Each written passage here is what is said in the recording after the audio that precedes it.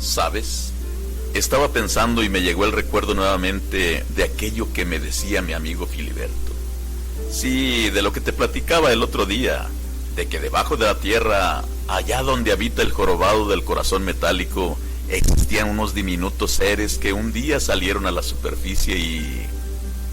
¿ya recuerdas? Bueno, pues sigo encontrando muchas coincidencias, y este personaje del que ahora te voy a hablar, no cabe duda. Seguro estoy que también salió de allí. Acuérdate que te decía que al llegar de tierras lejanas aquellos hombres de vestimenta humilde, uno de esos pequeños seres pidió a Dios le concediera salir a la superficie de la tierra porque quería conocerlos. Me llamó la atención este personaje porque, no cabe duda, creo que hay algunas coincidencias. Una, el día en que nace, y otra, que aun cuando pertenece a una tercera generación, a pesar de andar en la vida, parece como si no anduviera. Y a fin de cuentas, es atraído por esos mismos hombres, en otro lugar y en otro tiempo. Desapegado a las cosas del mundo, a pesar de haber sido el hijo del que fuera administrador de algunas haciendas en la región, y abrazando el arte de la pintura de una forma tan extraña, a tal grado que jamás le interesó llegar a ser motivo de elogios y consideraciones como lo eran los grandes muralistas de su tiempo. Ahora sí, ¿ya sabes de quién te hablo? Claro, de aquel al que un día dijera: fui a todas partes con su ejército, observando, nunca porté armas, porque sabía que mi misión no era matar. Dejó en sus pinturas la imagen de un México diferente al que pintaron sus contemporáneos. Y es que él mismo así lo pensaba, y así lo quería. Tal vez predestinado para dar testimonio de la vida que llevan los que pocos ven. O tal vez nadie. Los que sufren, los que son marginados y olvidados. Siempre disfrutó del contacto con la naturaleza, los campos verdes, los manantiales de aguas cristalinas, así como la flora y fauna del lugar, la cual llevó siempre adherida a él a lo largo de su existencia. Tanto observaba el ambiente que en sus pinturas siempre se reflejaba como si tuvieran vida los campos infértiles y como si esa vida no alcanzara para aminorar las carencias de sus habitantes, porque cada uno de sus cuadros refleja un dramatismo en el diario vivir de la clase marginada. Jamás encontró en el viejo continente lo que en su tierra descubrió para su obra, porque en ella bien se pueden encontrar dibujos o pinturas de edificios españoles o motivos arquitectónicos de Italia, al igual que el mar de Barcelona, pero nunca el esplendor del lenguaje que pide ser tomado en cuenta, que clama ser escuchado, para mitigar su pena en la búsqueda de una igualdad que parece ser de otra dimensión o de otra existencia. Está ya aquel movimiento armado de principios del siglo XX. Sí, aquel del cual te hablé alguna vez. Bueno, otra coincidencia, ¿no crees? Sí, aquel movimiento armado, cuando el hombre y el corcel se unieron y formaron una de esas figuras mitológicas a las que llamamos centauros. A causa de esto, Francisco regresó a su tierra. Tenía una beca por el gobierno, y al caer el dictador, la tierra lo llama y él regresa. Vuelve a contemplar los campos mexicanos, y al llegar, pinta el paisaje de Santa Mónica y la huerta del convento. Hay 3 corceles sobre la superficie del corazón metálico del jorobado. Los has visto, ¿verdad? Cada uno de ellos lleva sobre su lomo a un héroe. Los 3 son muy conocidos por todos. Pues bien, a uno de ellos, el pintor le pidió pertenecer a su ejército, pero únicamente para plasmar en sus pinturas las imágenes de la revolución. A su paso, encuentra colgadas de un árbol algunas víctimas de la revolución. Observa detenidamente la imagen y todo cuanto le rodea. tal vez reviviendo la angustia y sufrimiento de aquellos hombres. Se queda un momento inmóvil, como sin vida. Después comienza a pintar como si nada existiera. El ejército de Felipe Ángeles hace su trabajo y él hace el suyo. Resulta de todo esto un cuadro al que le pone un nombre: Los Ahorcados. Y continúa viendo cómo caen a su paso algunos otros que son alcanzados por las balas del enemigo, y contempla en ellos la miseria, el llanto y la desesperación por la que quizás han muerto. Mira a su alrededor y ve a tantos caídos que ahora yacen sin vida, pero observa en sus rostros la difícil encrucijada y los momentos que tuvieron que pasar para elegir uno de los dos caminos: morir de hambre junto a sus familias o morir peleando en la incierta búsqueda de un México mejor. Aún así, contempla el cuadro y puede ver la esperanza que revelan sus inexpresivos rostros y el sacrificio injusto con que le entregan a la tierra sus cuerpos ya inertes.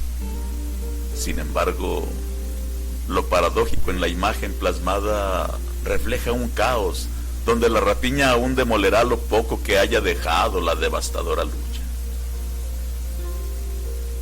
Termina la guerra, y como si también ya hubiera terminado una misión para él, cambia un poco su camino. Recibe una nueva propuesta de trabajo, donde también busca el motivo de su ida y venida, y vuelve a encontrar a su paso el tema de su conversación solitaria. Pinta El Viejo del Muladar, y nuevamente se encuentra con algo que al parecer puede ser una identificación involuntaria o quizá bien definida, ya que, pudiendo brillar y ser considerado en vida al igual que Orozco, Rivera o Siqueiros, elige el sendero del anonimato, con el cual camina en hombros y sin titubeos hasta su muerte. En su cuadro muestra la desolación, la angustia, la ausencia de esperanza, donde la soledad que refleja da a entender que también hay ausencia de apoyo y la falta de un hogar sobre todo. Por lo tanto, el viejo vive en todas partes y a la vez en ningún lado. Sí, Francisco, es del que te hablo, Francisco Goitia. Él tenía su casa en Xochimilco. No obstante, su búsqueda, su continua búsqueda lo llevaba siempre a encontrar precisamente eso. Lo llevaba a encontrar lo que buscaba.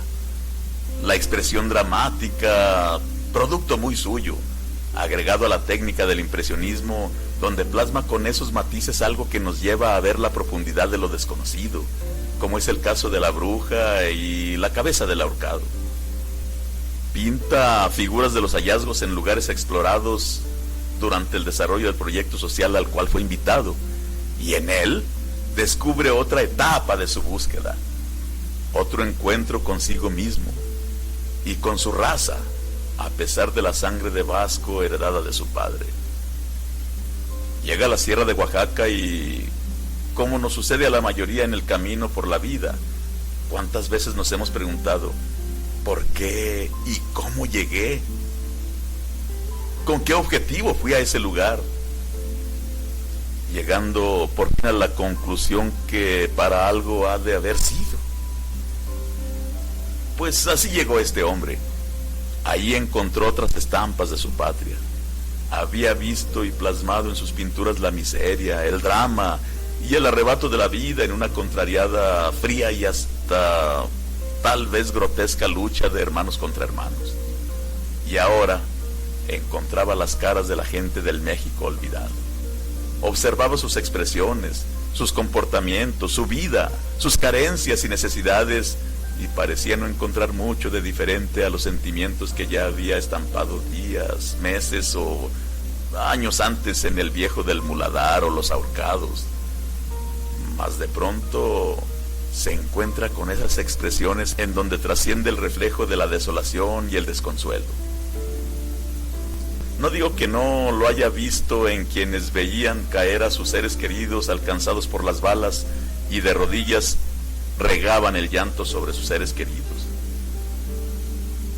Ahora aquí plasmaba en Tata Jesucristo la desesperanza y el desconsuelo, cuando esas expresiones representan dos sentimientos tan parecidos pero tan diferentes, tal vez sufriendo por lo mismo, pero cada expresión representa una intensidad diferente del sentir humano, solo que uno con el rostro oculto y otro al descubierto, quizás llorando por lo desconocido, incomprensible y hasta inevitable. Goitia vivió al margen del mundo material, siendo el precursor del arte contemporáneo. Prefirió vivir en el anonimato, pintando sitios, acontecimientos y sentires con los que él se identificaba. Un hombre con una gran calidad humana. Por eso la gente de aquel lugar, Xochimilco, donde decidió quedarse hasta el fin, lo quería mucho, porque él se identificó siempre con ellos y ellos con él. No me consta esto que te voy a decir, pero va acorde con lo que dije al principio. Dicen que hizo votos de pobreza y vivió entre los frailes franciscanos, por lo que, retomando el principio de mi narración, diré que tal vez sea cierto que del corazón metálico del jorobado salgan las almas de esos hombres que han llevado a lo largo de nuestra patria y del mundo la música, sus letras y sus pinturas como un aporte cultural de nuestra tierra. Creo que sí hay coincidencia. El diminuto ser de aquella historia que pidió a Dios salir a la superficie había muerto en la ermita construida por él mismo en lo alto de un cerro, después de haber conocido a aquellos hombres de apariencia humilde. Goitia muere en la humilde choza construida por él mismo, visitado por la gente que lo quiere. También después de haber caminado junto al centauro y conocido a esos mismos hombres de apariencia humilde, en otro lugar y en otro tiempo, y dejando la obra inconclusa de su autorretrato como un testimonio de que para todo ser humano siempre habrá algo que hacer, aunque así lo parezca.